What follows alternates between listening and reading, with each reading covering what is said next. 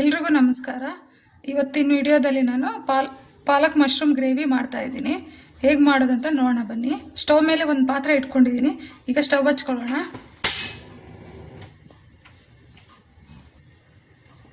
ಸ್ವಲ್ಪ ಎಣ್ಣೆ ಹಾಕ್ಕೊಳ್ಳೋಣ.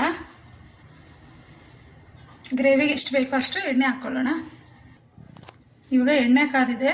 ಸಣ್ಣದಾಗಿ ಹೆಚ್ಚಿರೋ ಅಂಥ ಒಂದು ದೊಡ್ಡ ಸೈಜ್ ಈರುಳ್ಳಿ ಹಾಕ್ಕೊಳ್ತಾ ಇದ್ದೀನಿ. ಈರುಳ್ಳಿ ಚೆನ್ನಾಗಿ ಫ್ರೈ ಆಗಬೇಕು, ಬ್ರೌನ್ ಕಲರ್ ಬರಬೇಕು. ಅಲ್ಲಿವರೆಗೂ ಈರುಳ್ಳಿನ ಚೆನ್ನಾಗಿ ಫ್ರೈ ಮಾಡ್ಕೋಬೇಕು. ಈಗ ಈರುಳ್ಳಿ ಎಲ್ಲ ಚೆನ್ನಾಗಿ ಫ್ರೈ ಆಗಿದೆ. ಈಗ ಇದಕ್ಕೆ ನಾನು ಮಶ್ರೂಮ್ ಹಾಕ್ತಾ ಇದ್ದೀನಿ. ಮಶ್ರೂಮು ಒಂದು 3 ಪ್ಯಾಕೆಟ್ ತೊಗೊಂಡಿದ್ದೀನಿ. ಅದನ್ನು ಚೆನ್ನಾಗಿ ತೊಳೆದ್ಬಿಟ್ಟು ನಾನು ಕಟ್ ಮಾಡಿ ಇಟ್ಕೊಂಡಿದ್ದೀನಿ. ಅದನ್ನು ಹಾಕ್ತಾ ಇದ್ದೀನಿ.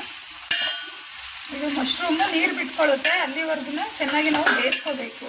ಅದೇ ನೀರು ಬಿಟ್ಕೊಂಡು ನೀರೆಲ್ಲ ಹಿಂಗೋವರೆಗೂ ನಾವು ಫ್ರೈ ಮಾಡ್ಕೋಬೇಕು.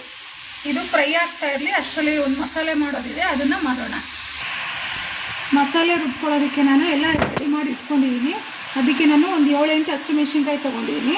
ಒಂದು 1.5 ಇಂಚಷ್ಟು ಶುಂಠಿ, ಒಂದು 10-15 ಎಸ್ಳು ಬೆಳ್ಳುಳ್ಳಿ, ಒಂದು 2-3 ಚಕ್ಕೆ, ಲವಂಗ ಒಂದು 5-6, ಮೆಣಸು ಸ್ವಲ್ಪ, ಒಂದು 5 ಏಲಕ್ಕಿ, ಸ್ವಲ್ಪ ಪುದೀನ, ಸ್ವಲ್ಪ ಕೊತ್ತಂಬರಿ ಸೊಪ್ಪು, ಮತ್ತು ಬೇಯಿಸಿರೋ ಪಾಲಕ್ ಸೊಪ್ಪನ್ನು ಮೊದಲೇ ಬೇಯಿಸಿ ಇಟ್ಕೊಂಡಿದ್ದೀನಿ. ಈಗ ಫಸ್ಟು ಇದನ್ನೆಲ್ಲ ಹಾಕ್ಕೊಂಡು ಒಂದು ಮಿಕ್ಸಿ ಜಾರ್ಗೆ ಹಾಕ್ಕೊಂಡು ಪೇಸ್ಟ್ ಮಾಡ್ಕೊಳ್ಳೋಣ.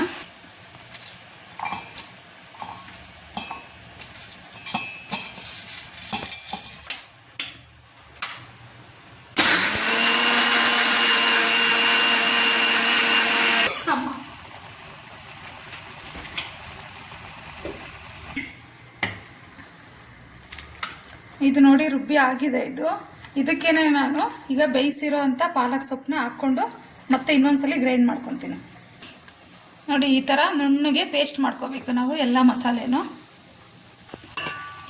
ನೋಡಿ ಇವಾಗ ಇದು ಈ ಥರ ನೀರು ಬಿಟ್ಕೊಳ್ಳುತ್ತೆ ಮಶ್ರೂಮು.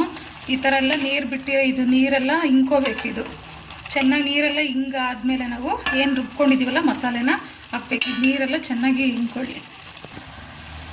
ನೋಡಿ ಇದು ನೀರೆಲ್ಲ ಹಿಂಕೊಂಡಿದೆ. ಈ ಥರ ಆದಮೇಲೆ ಈಗ ಇದಕ್ಕೆ ರುಬ್ಬಿರೋ ಅಂತ ನಾವು ಮಸಾಲೆನ ಹಾಕ್ಕೊಳ್ಳೋಣ.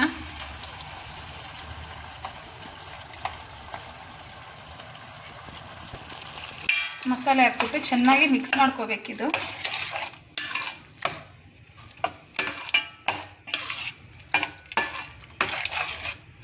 ನಮಗೆ ನೀರು ಎಷ್ಟು ಬೇಕಷ್ಟು ನೋಡಿಕೊಂಡು, ಗ್ರೇವಿ ಕನ್ಸಿಸ್ಟೆನ್ಸಿ ನೋಡಿಕೊಂಡು ನಾವು ನೀರು ಹಾಕ್ಕೋಬೇಕಾಗುತ್ತೆ.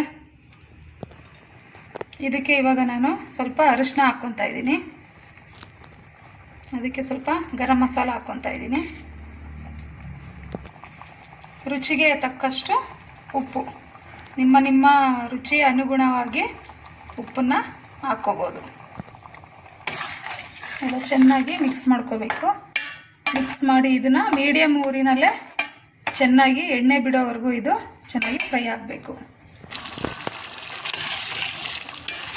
ಇದು ರೆಡಿ ಆಗಿದೆ. ಇವಾಗ ನೋಡಿ ಈ ಥರ ಬರಬೇಕು. ಆರಿದ ಮೇಲೆ ಇದಿನ್ನೂ ಗಟ್ಟಿ ಬರುತ್ತೆ, ಸ್ವಲ್ಪ ಗಟ್ಟಿ ಆಗುತ್ತೆ.